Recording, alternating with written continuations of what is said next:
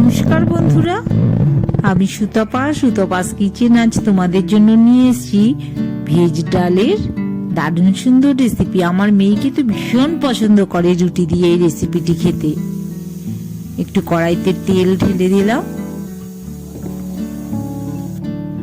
এবার আমি কিন্তু সবজিগুলো পরপর ভেজে নেব। তার আগে একটু ডালটা ভেজে নিচ্ছি। মুগ ডালটা ভালো করে আমি কিন্তু ধুয়ে পরিষ্কার করে নিয়েছি, না হলে কিন্তু ডালটা কিন্তু প্রচন্ড ফেনা ফেনা হয়ে যায়। ভালো করে দেখো, একটু ভেজে তুলে নিয়ে তোমাদের দেখিয়ে দিচ্ছি। একটু তেল তেলে রয়েছে, ডালটা কিন্তু ভালো করে ভেজে তুলে নিয়েছি আমি। এবার প্রেসার কুকারে আমি ডালটা একটু বয়েলড করে নেব। তার জন্য যতটা ডাল আছে তার ঠিক দ্বিগুণ পরিমাণে কিন্তু আমি জল দিয়ে দেবো। 1 চামচ মতন লবণও মিশিয়ে দিলাম। আমি ডালটা কিন্তু বয়েলড করে নিচ্ছি। 80% মতন ডালটা আমি বয়েলড করে নেবো। এদিকে তেল আবার একটু কড়াইতে দিয়ে দিলাম। এবার আমি সবজিগুলো পরপর ভেজে নেব। দেখো, আমি কিন্তু গাজরটা আগে ঢেলে দিলাম। গাজরটা একটু শক্ত হয়, তাই একটু আগে একটু ভেজে নিচ্ছি। এবার ফুলকপিটাও ঢেলে দিয়েছি। গাজরের পরেই ফুলকপি, দুটোই কিন্তু একসাথেই আমি ভেজে নিচ্ছি। তবে গাজরটা শক্ত বলে একটু আগে ভেজে নিয়েছি। এবার কড়াইশুঁটিগুলিও আমি ঢেলে দিচ্ছি। একসাথে গাজর, ফুলকপি, কড়াইশুঁটি ভেজে দিচ্ছি।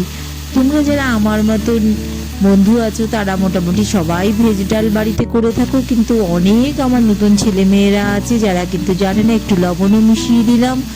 অনেক ছোট ছোট ছেলে মেয়েদের জন্য আমার এই রেসিপিটা খুব কিন্তু কাজে লাগবে। একটু হলুদও মিশিয়ে দিলাম। ছোট ছোট ছেলে মেয়েরা ওরা আজকাল রুটি খেতে ভালোবাসে। একটু যদি রুটির সাথে এইরকম ভেজ ডাল করে নেয়, স্বাস্থ্যের পক্ষে উপকারী হবে, খেতেও কিন্তু প্রচন্ড সুস্বাদু। সবজিগুলো ভেজে আমি তুলে নিয়েছি। এবার আবারও একটু তেল দিয়ে দিলাম। তেলের মধ্যে একটু সাদা জিরে ফোড়নের জন্য দিয়ে নিচ্ছি। ফোড়নের একটু কিন্তু গন্ধ বেরোনো শুরু হয়েছে। এবার আমি এলাচ, দারচিনি, লবঙ্গ একই সঙ্গে একটু ভেজে নিচ্ছি। আমি কিন্তু পরবর্তী সময় গরম মশলা আর ইউজ করবো না, তাই প্রথমেই কিন্তু আমি ফোড়নে দিয়ে দিলাম একটু তেজপাতা। তারপর একটু একটা টমেটো আমি স্লাইস করে কেটে রেখেছিলাম, সেটাও কিন্তু একই সাথে আমি ভেজে নিচ্ছি। একটু ভাজা ভাজা হয়ে এসছে, তখন আমি একটু দুটো শুকনো লঙ্কাও কিন্তু এই ফোড়নে দিয়ে দিলাম। 3-4টে কাঁচা লঙ্কাও কিন্তু আমি ভেজে নিচ্ছি একই সাথে। একটু দেখো, কাঁচা লঙ্কা, একটা কাঁচা লঙ্কা দিয়েছি, আর একটু আদা কিন্তু আমি পেস্ট করে নিয়েছি। আদা কাঁচা লঙ্কাটাও কিন্তু আমি মিশিয়ে দিলাম। একই সাথে আমি বেশ কতগুলো কিন্তু আমি কাজু আর কিশমিশ এই ফোড়নের সাথেই কিন্তু আমি ভেজে নেব। আমার কিন্তু ভাজাটা কিন্তু অনেকটাই হয়ে এসছে। ভাজাটা আমি ভালো করে ভেজে নিচ্ছি। একটু ফ্রাই মতন হয়ে এলে তখন আমি আগে থেকে ভেজে রাখা যে সবজিগুলো, সেই সবজিগুলো কিন্তু আবারও একটু ফোড়নের সাথে ভেজে নিচ্ছি, যাতে একটু সুন্দর গন্ধ আসে। তার জন্য কিন্তু আমি ভেজে নিচ্ছি। তোমরা সবাই কম বেশি এটা করে থাকো, কিন্তু নতুন যারা ছেলে মেয়েরা আছো তারা কিন্তু একটু ভালো করে ফলো করো। মুগ ডালটা কিন্তু আমি 80% ভেজে নিয়েছি, মানে বয়েলড করে নিয়েছি। এবার এই বয়েলড মুগ ডালটাও আমি একই সাথে ভেজে নেব। খুব সহজে কিন্তু তোমরা এই রেসিপি করে নিতে পারবে, সময়ও কম লাগবে। একটু বয়েলড করে নিলে মুগ ডালটা কিন্তু খেতেও সুস্বাদু হয়, সময়ও কম লাগে, সব দিক থেকেই কিন্তু অনেক তোমাদের টাইম বাঁচিয়ে দেবে। একটু অল্প করে জল মিশিয়ে দিচ্ছি। মুগ ডালটা কিন্তু আমি পুরো বয়েলড করব না, কিছুটা কিন্তু 20% মতন একটু শক্ত রেখে দেবো।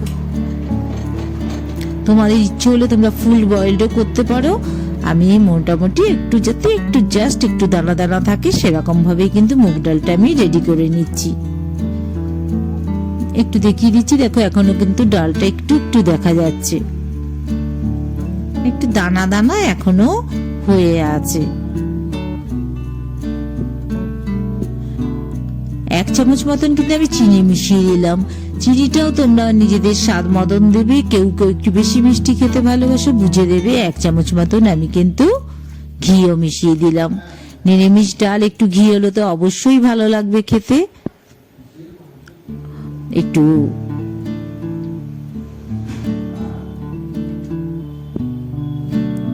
ধনেপাতা কিন্তু আমি চারদিকে কিন্তু একটু ছড়িয়ে দিচ্ছি। শীতের সময় ধনেপাতা দেওয়া ডাল এ তো এমনিতেই মুখরোচক হয়, আর ভেজ ডাল আরো সুস্বাদু হবে। আমি কিন্তু ডালটা নামিয়ে নিয়েছি বাটিতে। বন্ধুরা, তোমাদের যদি রেসিপিটা পছন্দ হয় তোমরা কিন্তু একটা লাইক করো। লাইকটা সবাই করলে আমাদের অনেক বেশি ভালো লাগে, আমরা খুশি হই। কমেন্টের সঙ্গে লাইকটা আসাটাও কিন্তু আমাদের ভালো লাগার একটা বিষয়বস্তু। আমার কিন্তু ডাল হয়ে গেছে, দেখো আমি কিন্তু ডালটা বেশ একটু ঘন রেখেছি। সুতাপাস কিচেন তোমরা অবশ্যই সাবস্ক্রাইব করো, লাইক শেয়ার তো করতেই হবে, পাশে থেকেও লাইকটা